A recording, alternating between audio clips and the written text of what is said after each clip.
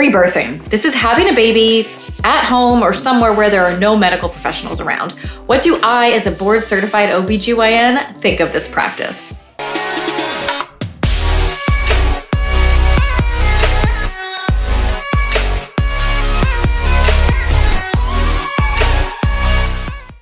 Hey everyone, welcome back. I'm Dr. Jennifer Lincoln, board-certified OBGYN, author and educator, and welcome to the channel that you wish was the health class you had in high school. I guarantee you they didn't talk about this one in school. If you are not already subscribed, go ahead and subscribe, turn on the bell so you never miss an upload. Today I am talking about free birthing, which from the get-go I want you to know is not the same thing as a home birth. And what do I, as an OBGYN who works in a hospital, think of this practice? You might be wondering, why are you even talking about this, Dr. Jen? Like, how common is it? And the reason I'm talking about it, as always, is TikTok. You can see some of these videos here. We're going to dive into them because it is apparently quite the rage there. And so I want to highlight it because a lot of people go to TikTok for pregnancy information and they might see this and they might wonder, what's going on? Let's jump right in. What the heck is free birthing? Sometimes it can also be called an unassisted birth. And this definition is from the Birthrights website, which is a UK-based organization. Okay, they say an unassisted birth is sometimes called free birth. It means deciding to give birth at home or somewhere else without the help of a healthcare professional such as a midwife. Now, this is different from having a planned home birth or even a planned hospital birth, and you either don't make it to the hospital in time or your midwife doesn't make it to your house in time. So when I'm talking about free birth or unassisted birth, I'm talking about you planned this all along, that it would maybe just be you and your partner, nobody with a medical background to be there. Now, according to my research, which I fully admit I am not an expert in this because I don't practice or I'm not involved in free births by definition, but this term was coined by Parvati Baker, who has been attributed as the person coining this term. And they say, free birth is giving birth in fullest freedom without paying anyone to be paranoid for you. I hope that's not the only reason you might be in the hospital, but okay. There are no costs at any level, as what is valued is core responsibility rather than buying someone else to take on this primal opportunity to cultivate responsibility. That's interesting, but okay. So how common is free birth? In reality, not very common at all. According to some data we have, it is less than 0.25% of all births. So a very tiny number. And remember, this isn't the same as home birth, which is increasing, especially since the pandemic, but still represents an overall small number of births in the United States. You can see here in these graphs from 2015 to 2020, you can see an increase in the number of US home births, and you can really see that spike around the time of the pandemic. They used to represent about 1% of all births, then in 2020 went up to 1.3%, and an even bigger increase between 2020 and 2021, there was a 12% increase. So a lot of reasons people were afraid to come to the hospital because of COVID, but that's not the only reason people might choose a home birth. But like I said, free birth, even a smaller percentage than this. So what are some reasons that people choose a free birth? Let's watch this TikTok here to see what this person said.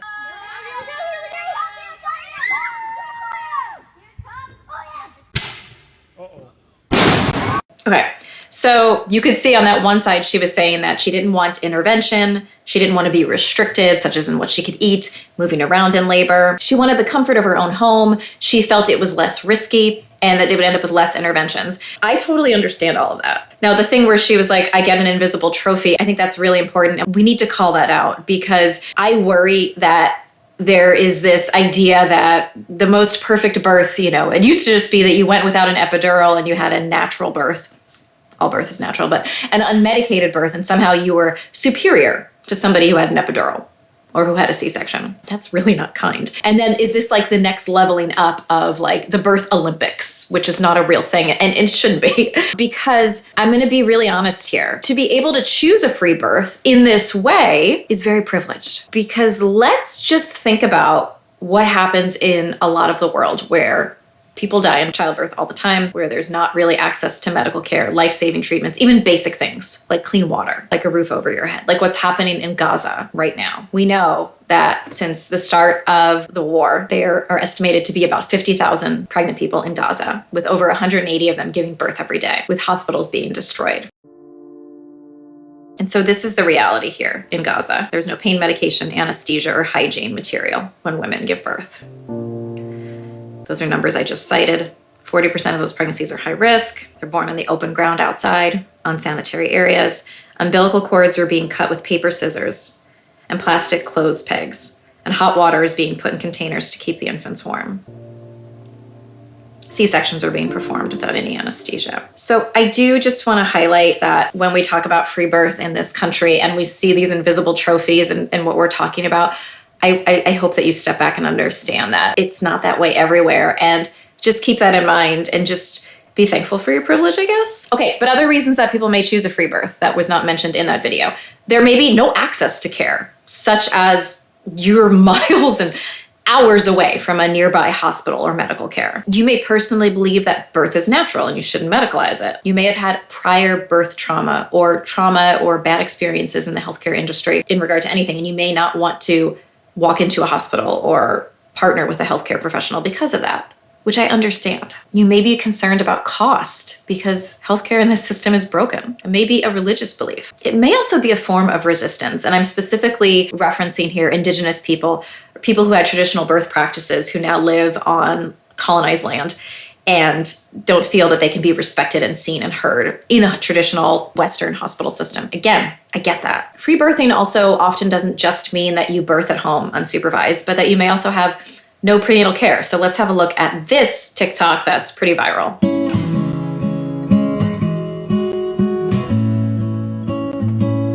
No prenatal care. No ultrasounds or tests. That does make me palpitate a bit as an OB. Using marijuana. We're not even gonna dive into that in this video. Eat a high raw vegan diet. I'm not gonna get stressed about that. Okay, so this person was sharing all these things that they did, and she said, well, because apparently they can comment on me because it's their body. We're gonna come back to that. Is this legal? I see this asked a lot about free birth, which makes me sad that you have to even worry about that because like that previous TikToker said, it is your body. So it is legal. You can birth how and where you want. I know I'm saying that and people say, well, what about child protective services? What about criminalization if there's a bad outcome? Yeah, that could happen, especially in a post-Roe world where people are being prosecuted for stillbirths. You can see from these stories here. So I can tell you it's legal, but whether or not that but is fair, I totally hear you. But that is the reality. On the books, there are no laws that say you have to birth and have an attendant there who is trained. Okay, what about the risks? And as an OBGYN, of course, I'm always thinking about that because when I'm involved in births, they're usually higher risk. I work in a place where midwives handle low risk births, and I think that's appropriate, but we do need to call out the risks. And then when it comes to bodily autonomy, I believe, just like that TikToker said, which you might think, oh my gosh, I can't believe she's saying this. I believe you do get to decide where to have your baby. So you might have started watching this video and saying, she is gonna be so angry and call out free birthers as irresponsible and they're killing their kids and they shouldn't be allowed to do this. I can't support abortion access and on this flip side of that coin, not support you birthing where you want to. I may not agree with it. I may think it's too risky.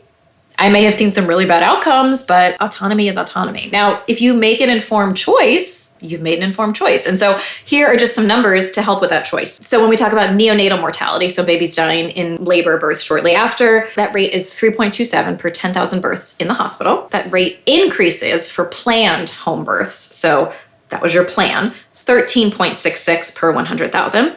And that rate is higher if it's an unplanned birth, so 27.98 for unplanned home birth. So the free birth category, if you're planning, would be at that 13.66 rate.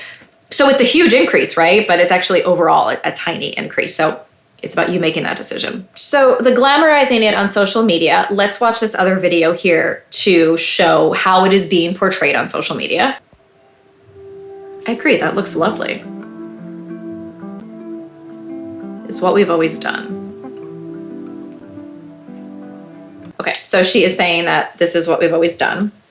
And so therefore it's beautiful and it's safe. And if you fear it, that's you and that's the world making you afraid. We did used to birth at home, although we often did it with people who, were midwives or traditional midwives and had some experience. But we also can't say that and then forget what it used to be like to give birth at home. And this is just to put it out there because we have to make sure we're talking about the whole thing here. So looking at this graph, we can't forget that the risk of dying in childbirth in the 1800s was about 1 in 100. That's not great. And so to say and to glamorize it, that it's always risk-free and it's natural and birthing in a hospital or even with a midwife at home is somehow because you're afraid. Well, we used to have good reason to be afraid because it didn't always turn out well. Now we have newer interventions. We have things things. Like we know to wash our hands and we have antibiotics and these sorts of things. But for free birthing at home, you may not have access to some of those things. So it's just important to remember that. Remember that not everybody has that choice or that privilege. Some people are forced into doing this because they can't go to a hospital or they don't have one nearby, or they can't pay for it, or they're worried they're going to be criminalized because of a prior history. Remember those mothers in Gaza. So I just want to make sure that we're not glamorizing it and like doing it for the trophies. So to wrap up, what does a board certified OBGYN think about free birthing? I think you need to respect people's choice, and that includes where and how they choose to birth. I think that this choice must be made on informed decisions, not TikToks or trends. We can't forget where we came from, which is that we used to die frequently in childbirth, which is an unfortunate truth, and we must acknowledge the privilege gap. But I do want you to know that if you ever encounter me on labor and delivery, coming in from a free birth or some other complication or at a birth center, I want you to know that I will always treat you with respect and believe in your choices, and the goal is never to diminish you or to devalue you and to say, well, this is what you signed up for, that's what you get. That doesn't help anybody. And I hope if other OBGYNs or certified nurse midwives are watching this, that they adopt that attitude too, because we have to partner together, because at the end of the day, we want everybody to feel not only just healthy and safe, but respected. Let me know what you think in the comments. I would love to hear your thoughts on this. And if you have experienced a free birth or anything like that, go ahead, drop your comments in the comment section. And until next week, stay informed, stay educated, stay empowered.